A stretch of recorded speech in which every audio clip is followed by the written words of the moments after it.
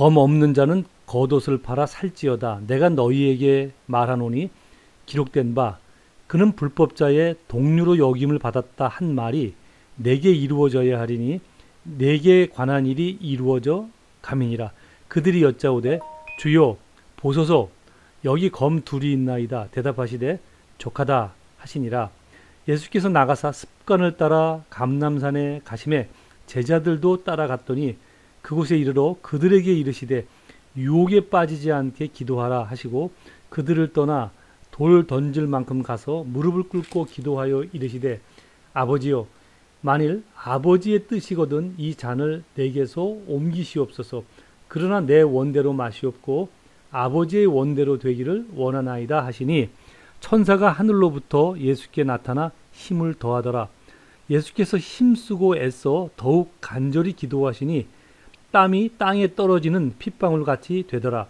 기도 후에 일어나 제자들에게 가서 슬픔으로 인하여 잠든 것을 보시고 이르시되 어찌하여 자느냐 시험에 들지 않게 일어나 기도하라 하시니라.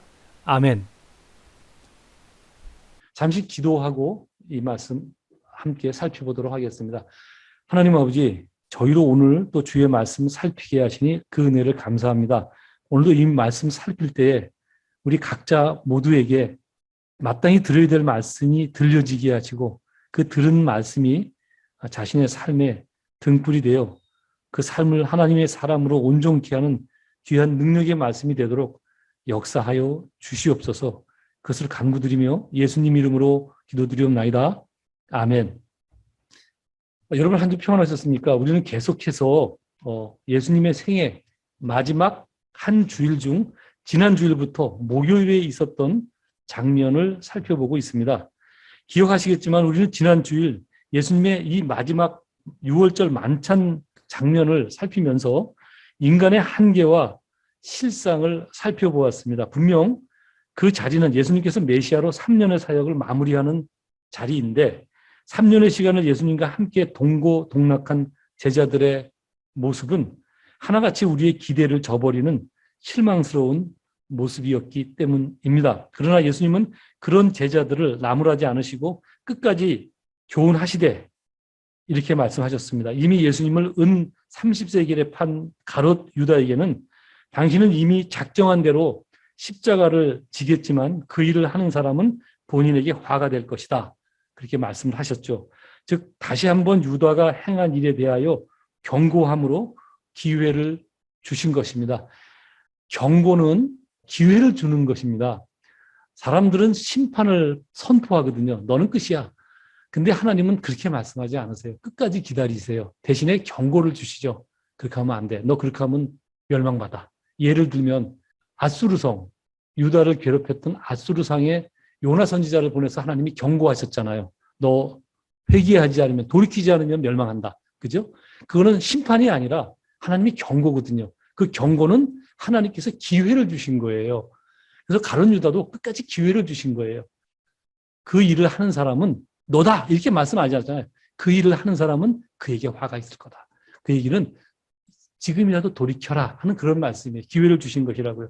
그래서 그 못난이 삼형제 같은 제자들을 모아놓으시고 그 마지막 시간에 예수님은 제자들에게 기회를 주십니다. 돌이킬 기회를 주신 것입니다. 그리고 누가도 하나님의 나라에서 큰 자인가를 두고 서로 자기가 높다고 다투고 있는 다른 제자들에게는 하나님 나라에서 큰 자는 섬김을 받는 자가 아니라 섬기는 자다. 그렇게 말씀하시면서 예수님이 직접 제자들의 발을 일일이 다 씻기며 섬김의 본을 보여주셨습니다. 그리고 죽음에도 예수님과 함께 하겠다고 공언했던 베드로에게는 그렇게 입으로 아무리 다짐해도 결국은 너가 새벽닭이 울기 전 3번이나 나를 배반하게 될 것이다.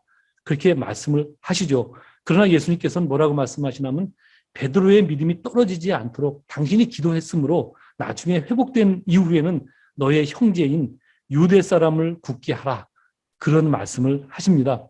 저는 그 장면을 여러분에게 소개하며 이것이 인간의 한계이고 실상이다라는 말씀을 드렸죠. 예. 즉, 왜 예수님이 십자가를 지셔야 했는지를 잘 나타내 주고 있는 그런 장면입니다. 예수님과 함께 동고동락했던 3년의 시간을 마무리하는 제자들에게 나타난 모습이거든요. 그죠? 누가 더 높은가 싸우질 않나. 그죠? 예수님은 팔아먹질 않나. 쓸데없는 자기의 어떤 그 열심을 자랑하지가 않나. 전부 이런 것들의 모습. 그게 인간의 한계라고요. 근데 우리에게 있는 또 다른 실상이 하나 있죠. 그죠? 그것은, 예수님께서 우리를 제자들이죠. 그 당시엔 제자들이고, 오늘날 우리들을 포기하지 않고 끝까지 붙드시고 있는 것. 그것이 또 하나의 실상이다. 이렇게 말씀드렸죠. 그 부분에 대해서 우리 그 예수님이 이렇게 말씀하시잖아요. 내가 너희로 내 나라와 내 나라에 있어 내 상에서 먹고 마시며 또는 보좌에 앉아 이스라엘 12지파를 다스리게 하려 하노라. 그 마지막 6월절 만찬장에서 주님이 하신 말씀이거든요. 그렇게 한심한 제자들이었지만 주님이 갖고 계신 그들을 향한 목적이 있었어요. 그게 뭐냐면 그들을 붙들어서 마지막 날 하나님의 심판대 앞에 섰을 때 너희로 내 나라에 있어 내 상에서 먹고 마시며 또는 보좌에 앉아 이스라엘 12지파를 다스리게 하려 하노라. 이것이 또 다른 하나의 우리에게 주어진, 그 당시 제자들에게 주어진 실상이다. 이렇게 말씀을 드렸죠. 저는 이 실상은 오늘날 우리에게도 그대로 적용된다라고 말씀을 드렸습니다. 저는 지난 주일 그 실상을 잘 설명해 주는 한 장면을 여러분에게 소개해 드렸습니다. 그 내용이 31절 내용이죠. 지난주 본문 내용인데요. 사탄이 제자들을 밀가부르듯 하려고 요구하였지만 예수님께서 제자들의 믿음이 떨어지지 않기를 위해 기도하셨다라고 기록된 말씀이 그 말씀입니다. 그렇게 말씀을 드렸죠. 그러므로 바라기는 오늘날도 역시 저와 여러분 모두가 예수님의 십자가 공로가 아니면, 그리고 늘 나를 위해 기도하시는 예수님의 붙드심이 아니면 우리는 성도로서 온전한 삶을 살 수 없다는 사실을 늘 기억하면서 하루하루 매 순간 주를 의지하는 삶을 사는 저와 여러분이 되기를 소망합니다. 오늘 살펴볼 본문 말씀도 그 부분을 조금 더 우리에게 자세하게 설명해 주는 그런 내용입니다. 여하튼 살펴볼 텐데, 예수님은 그렇게 제자들과 만찬을 마치신 이후에 피곤하셨지만 주무시지 않고 몇 시간 있으면 곧 닥치게 될 당신이 져야 될 십자가의 고난을, 또 그 십자가에서 당할 고통스러운 형벌을 그가 아셨기 때문에 잠을 잘 수가 없었습니다. 이 장면에 대해서 우리가 알아야 될 것이 무엇이냐 하면, 예수님은 분명 신이셨지만 우리와 똑같은 육신을 입고 계셨기 때문에 모든 인간이 느끼는 희로애락과 육체의 고난을 우리와 똑같이 느끼셨습니다. 그 사실을 알 수 있는 성경의 기록이 있죠. 예수님께서 메시아로 사역을 시작하기 전 우리가 똑같은 평범한 사람의 삶으로 30년을 사셨을 때 주변에 어떤 사람도, 그 어머니인 마리아와 아버지 요셉을 제외한, 그 두 사람을 제외한 그 어떤 사람도 예수님이 다르다고 느낀 사람이 없었던 이유가 그것입니다. 우리와 똑같은 정서를 가졌고 슬프면 우시고 아프면 고통스럽고 그 모든 것들을 다 똑같이 느꼈기 때문에 주변에 어떤 사람도 예수님이 다르다고 느끼지 않았던 것입니다. 우리와 똑같은 어떤 사람입니다. 그 우리와 똑같음은 메시아로 사역을 시작하셨다고 해서 달라진 것이 없었습니다. 100% 하나님이셨고 100% 인간이셨습니다. 그러기에 예수님은 앞으로 닥칠 십자가의 형벌을 생각할 때 너무 고통스러웠습니다. 예수님이 느낀 고통의 강도를 기록해 놓은 마태복음이나 마가복음에 보면 예수님께서 제자들에게 이렇게 말씀하십니다. 지금 내 마음이 너무 괴로워서 죽을 지경이다. 죽을 지경이다. 주님이 제자들에게 하신 말씀이에요. 즉 아무리 하나님께서 주신 사명이 있지만 예수님도 십자가 형틀에 달려 손과 발에 대못이 박히고 목숨이 끊어질 때까지 몸의 피를 모두 흘리며 그 고통을 온몸으로 느껴야 하는 형벌이 너무도 두렵고 무서웠던 것입니다. 여러분, 십자가 처형이 얼마나 무서운 줄 아세요? 십자가에 박히면 못이 박히잖아요. 그러면 몸에서 슬슬 피가 빠져나가잖아요. 발에서 빠지겠죠. 손은 들려 있으니까. 그러면 몸에 피가 없어지잖아요. 여러분 아시겠지만 피가 없어지면 혈압이 떨어져요. 그러면 사람이 서서히 죽음에 이르는데 사실 가장 편하게 죽을 수 있는 방법이 그거예요. 혈압이 떨어져서 싹 가면 아무 고통 없이 가거든요. 그러니까 진짜 자듯이 주무시듯이 죽을 수 있는 방법이 바로 그 방법이에요.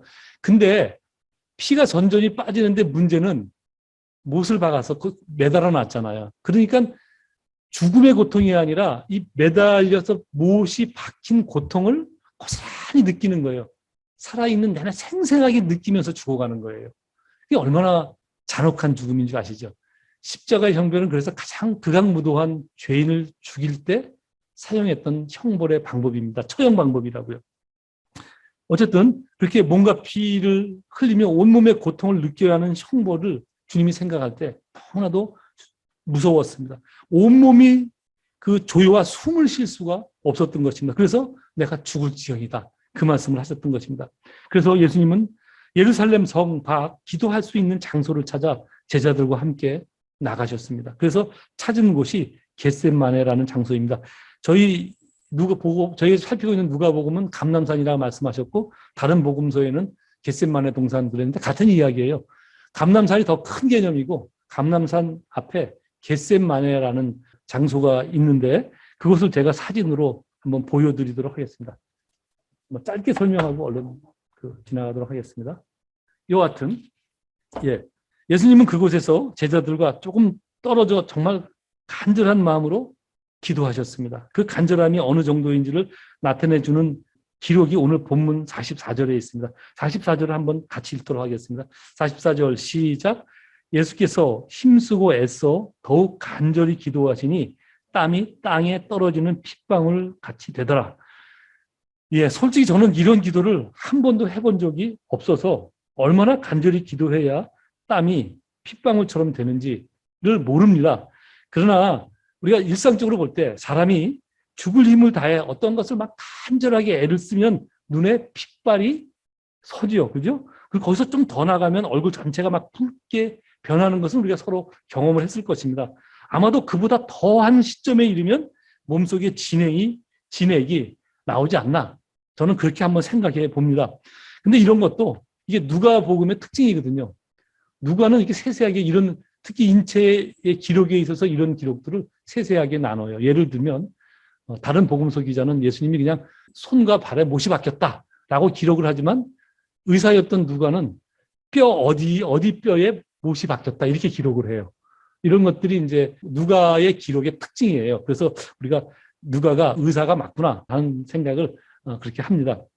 여하튼 우리는 성경에 기록된 그런 장면으로 예수님의 마음이 얼마나 간절했는지를 어느 정도 짐작할 수 있지 않나 생각합니다. 그렇죠. 그죠? 충분히 짐작할 수 있죠. 여러분 그렇다면 예수님은 과연 무엇을 위해 무슨 내용을 그렇게 간절히 기도하셨을까요? 그 내용이 오늘 본문 42절에 나와 있습니다. 42절도 같이 읽도록 하겠습니다. 42절 시작. 이르시되 아버지여 만일 아버지의 뜻이거든 이 잔을 내게서 옮기시옵소서. 그러나 내 원대로 마시옵고 아버지의 원대로 되기를 원하나이다 하시니 예수님의 첫 기도 내용은 아버지여 만일 아버지의 뜻이거든 이 잔을 내게서 옮기시옵소서. 포도잔? 음료수잔? 무슨 잔일까요? 죽음의 잔이죠. 예수님이 지셔야 할 십자가를 표현한 말입니다. 즉 예수님도 그 잔을 정말 피하고 싶으셨습니다. 그러나 그 잔을 당신이 마셔야 한다는 것도 주님은 아셨습니다. 그래서 그 기도의 결국은 그러나 내 원대로 마시옵고 아버지의 원대로 되기를 원합니다로 끝을 냅니다. 마태나 마가의 기록을 보면 예수님은 그런 기도를 밤새 하십니다. 그래서 너무 힘드셔서 기도하시다 잠깐 쉬셨다가 다시 하시고 쉬셨다가 다시 하고 하는 형태로 밤새 기도를 하십니다. 그러나 매번 그 기도의 끝은 같았습니다. 정말 간절한 마음으로 그 고난의 잔을 피하고 싶지만 그러나 자신의 뜻이 아니라 하나님의 뜻이라면 그 사명을 잘 감당할 수 있게 해달라 하는 그런 기도를 드렸습니다. 여러분 그렇다면 예수님과 함께 기도의 장소에 간 제자들은 무슨 기도를 했을까요?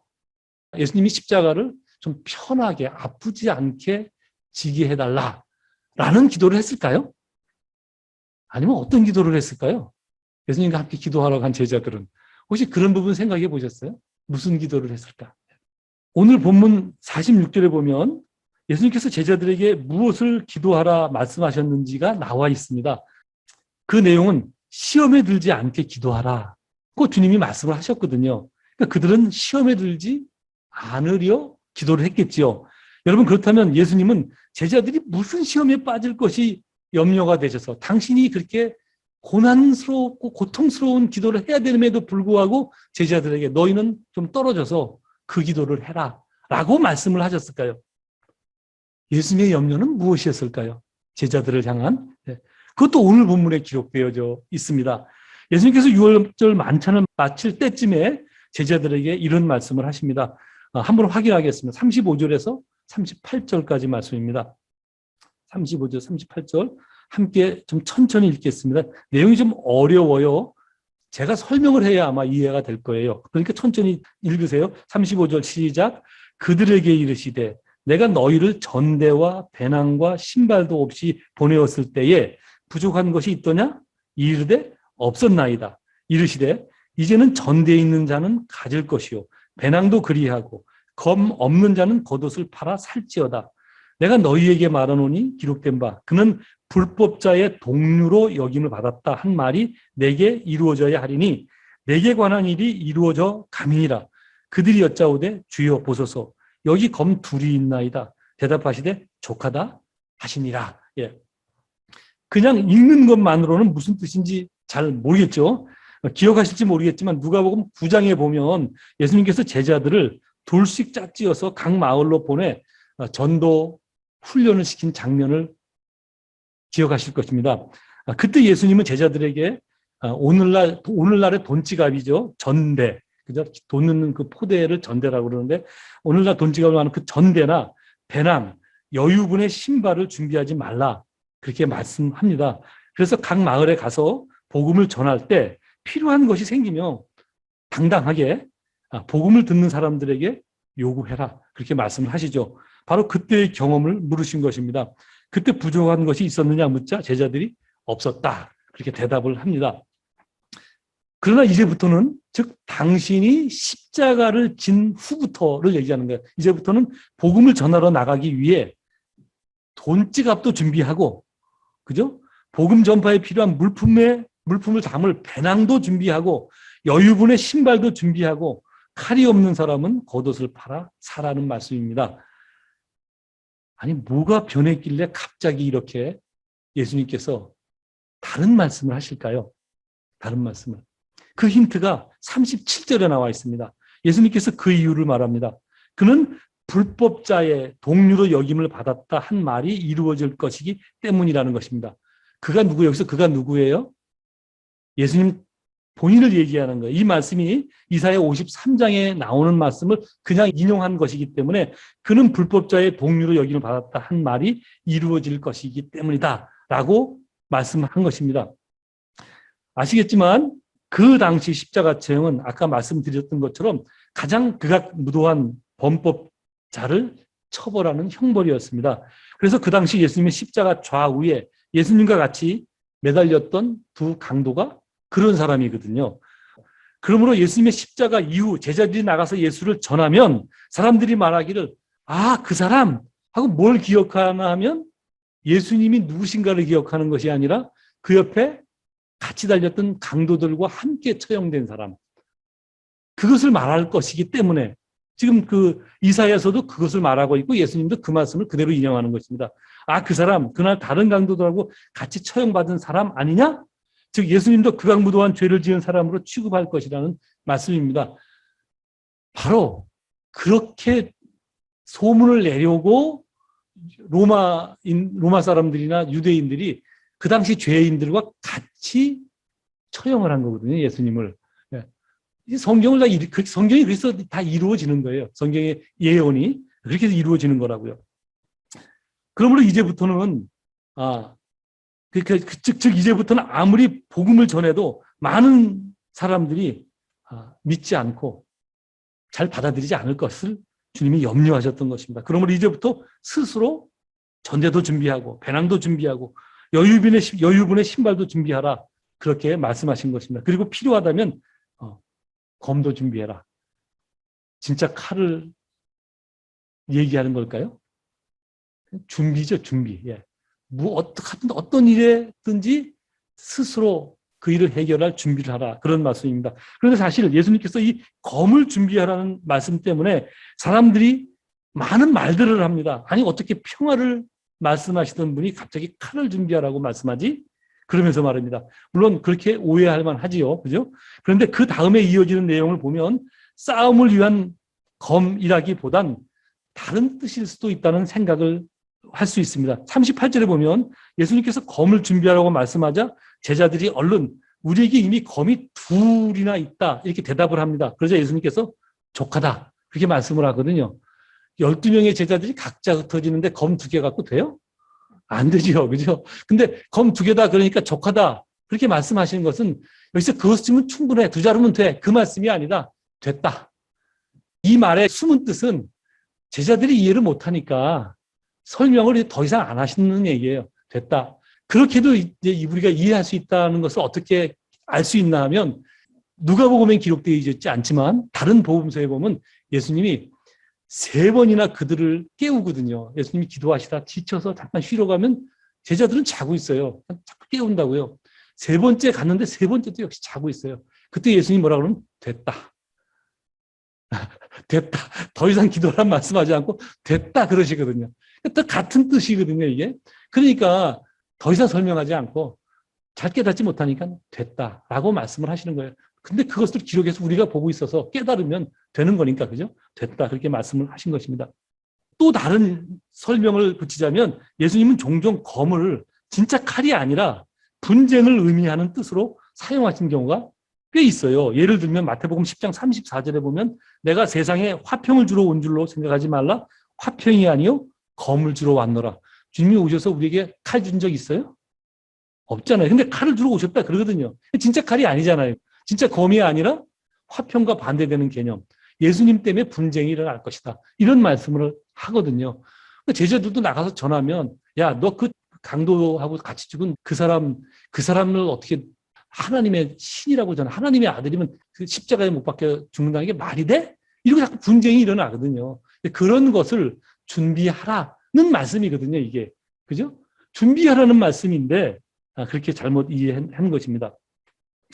그러니까 정리하자면 예수님의 걱정은 예수님의 십자가 처형 이후 제자들이 세상에 나가 복음 전하는 사명을 감당하기에 그 환경이 힘들어질 것을 염려하셨던 것입니다. 그래서 예수님은 너희가 그때에 시험에 들지 않게 일어나 기도해라. 그렇게 말씀하셨던 것입니다. 그러나 제자들은 쏟아지는 졸음을 이기지 못하고 그날 밤 예수님께서 3번이나 깨웠지만 결국 모두 잠을 잡니다. 여러분, 그래서 어떻게 되었을까요? 네, 오늘 살펴보고자 하는 설교의 결론이 바로 그 부분입니다. 그래서 예수님은 어떻게 되었고 그래서 제자들은 어떻게 되었을까? 그 결과를 통해 왜 우리가 예수님 말씀대로 늘 시험에 빠지지 않게 기도해야 하는지를 우리가 생각해 보려고 합니다. 왜 우리가 시험에 빠지지 않게 기도해야 하는지 알려면 밤새 피땀 흘리면서 기도하신 예수님과 그렇지 않은 제자들의 결과를 보면 되겠죠. 그죠? 예수님은 당신이 져야 할 십자가를 생각할 때 숨을 쉴 수 없을 만큼 십자가 형벌이 두려웠습니다. 예수님도 우리와 똑같은 인성을 가졌기에 죽음 앞에 극도로 두려운 고통을 느끼셨던 것입니다. 그러나 뭐라 말씀하시죠? 내 원대로 하지 마시고 하나님의 뜻대로 되기를 바랍니다. 라는 기도를 하셨습니다. 그렇게 함으로 예수님은 인간으로서 도무지 감당할 수 없는 그 고난의 십자가를 지셨습니다. 반면 제자들은 마음은 예수님과 함께하고 싶었습니다. 특별히 베드로가 뭐라고 말하죠? 예수님과 옥에도 같이 가고 죽는 데에도 함께 할 것이다 라고 다짐은 했지만 그러나 육신이 피곤하여 오는 졸음조차도 감당하지 못하고 잠을 청했습니다. 그리고 예수님이 로마 군인에게 붙들려 곧바로 사내들인 공의의 재판에 넘겨지자 베드로를 포함하여 모든 제자가 뒤도 안 돌아보고 도망했습니다. 예수님이 아주 꼭두 새벽에 해도 뜨기 전에 잡히셨거든요. 근데 잡히자마자 바로 그 예루살렘 성 안으로 끌고 들어가서 사내들인 공의회 회원들이 거기에 모여 있었어요. 무엇을 의미하는 거예요? 이미 다 가론유다하고 짜고 딱 셋업 해놓은 거예요. 그 셋업대로 진행이 되는 거예요. 그 장면을 제자들이 봤어요. 붙들리자마자 끌려갔는데 거기에 사내들인 공의회가 이미 다 모여 있어 바로 그 재판에 들어가거든요. 아시겠지만 예수님은 한 2시간에서 2시간, 3시간 사이에 3곳에 끌려다니면서 재판을 받아요. 그리고 오후 1시 정도에 이미 십자가에 매달리시거든요. 그 전에 벌써 세 판이 끌려가서 십자가를 지고 그 긴 길을 가신다고요. 그것이 막 일사천리로 진행되니까 제자들이 순간 놀래서 뒤도 안 돌아보고 다 도망가 버립니다. 제가 이렇게 예수님과 제자들의 그 기도의 결과를 비교하면, 아니 어떻게 신이신 예수님과 사람인 제자들을 비교할 수 있습니까? 혹시 그런 생각을 할 분이 계실지 모르겠습니다. 그러나 우리는 그렇지 않음을 이미 확인했습니다. 오히려 예수님은 더욱더 간절한 마음으로 그래서 기도했습니다. 심지어 땀이 피로 변할 정도로. 그리고 뭐라고 기도했다고요? 이 십자가 사역을 피할 수만 있다면 피하게 해달라는 기도를 했습니다. 그리고 그 기도의 결과는 43절에 기록되어 있습니다. 함께 확인하겠습니다. 43절 시작. 천사가 하늘로부터 예수께 나타나 힘을 더하더라. 예, 이게 기도의 결과입니다. 확인하셨듯이 두려움을 이겨내실 힘을 하나님께서 주신 것입니다. 그러나 제자들은 단지 작은 두려움도 이겨내지 못하고 모두 도망하지요. 그죠? 예수님은 그들을 사람 낚는 어부로 부르셨습니다. 그것이 그들에게 주신 사명이죠. 예수님이 제자들을 부를 때 제자들에게 준 사명입니다. 내가 너희로 사람 낚는 어부가 되게 하겠다라고 말씀하셨잖아요. 그런데 예수님을 버리고 도망한 모든 제자들이, 베드로가 먼저 이제 선창을 하죠. 나는 물고기 잡으러 가겠노라. 이게 다른 제자들도 나도 그러다 손들고 다 같이 손잡고 어디로 가요? 예, 갈릴리 벳세다 마을로 가버리거든요. 좀 가버립니다. 예. 결국 그들은 사람 낚는 업으로 불려진 자신들의 사명을 저버린 것입니다.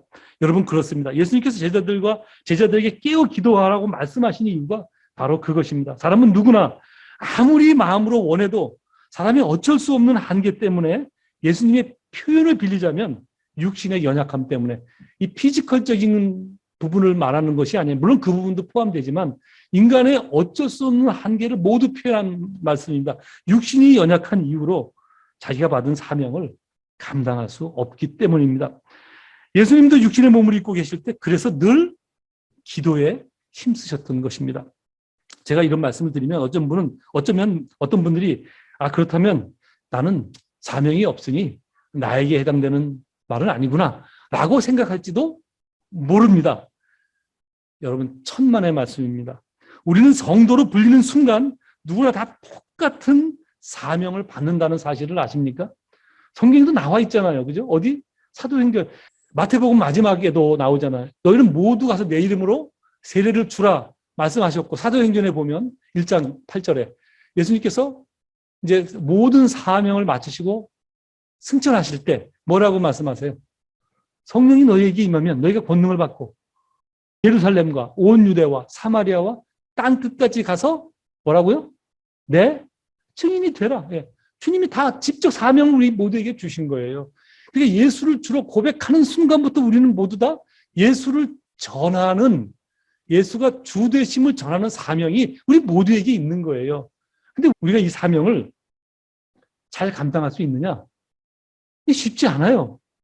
쉽지 않아요, 이 사명이.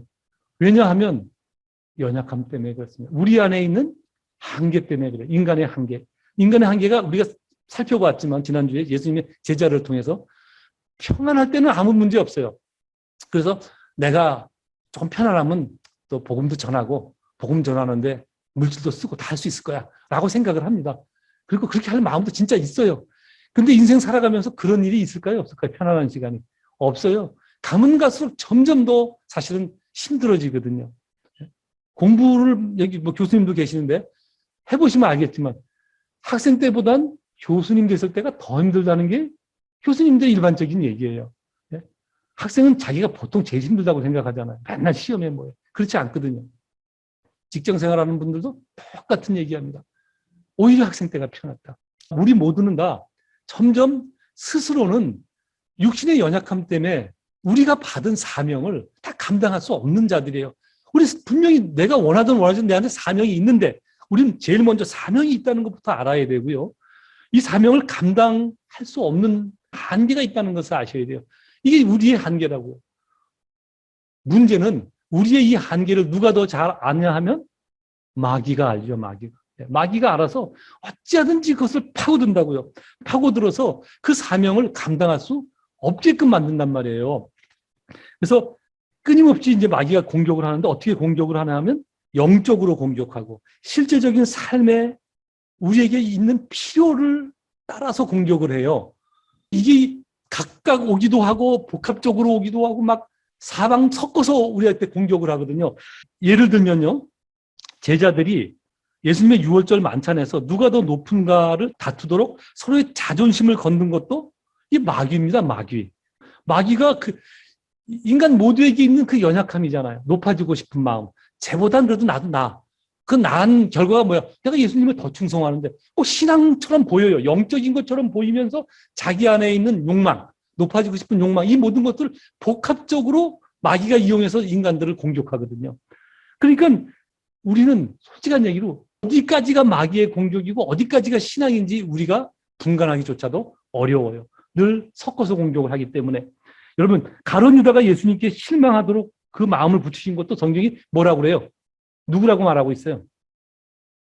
사탄이라고 말하고 있잖아요. 사탄이라고. 그것도 사탄이거든요. 아까 말씀드린 무엇이 사탄의 공격인지 어디까지가 우리의 연약함인지 그것을 우리는 우리의 이성과 경험과 노력만으로 분간하기 어렵다는 거예요. 그래서 마귀를 이기지 못하는 이유가 바로 그것입니다. 또한 우리가 늘 시험에 넘어가지 않도록 기도해야 하는 이유가 또 있습니다. 그건 뭐냐면 기도하면 그런 마귀를 대적할 능력을 하나님께서 주십니다. 어떻게? 판단할 수 있는 능력을 주세요. 알게 하신다고요. 깨닫게 하신다고요. 지혜를 주신단 말이에요. 이길 힘을 주시고 이길 능력을 그때그때 주십니다. 그것이 사실인 이유가 오늘 말씀에 봤잖아요. 하나님께서 천사를 보내 돕더라. 도와서 십자가를 안 지도록 도왔어요. 그 사명을 감당하도록 도왔어요.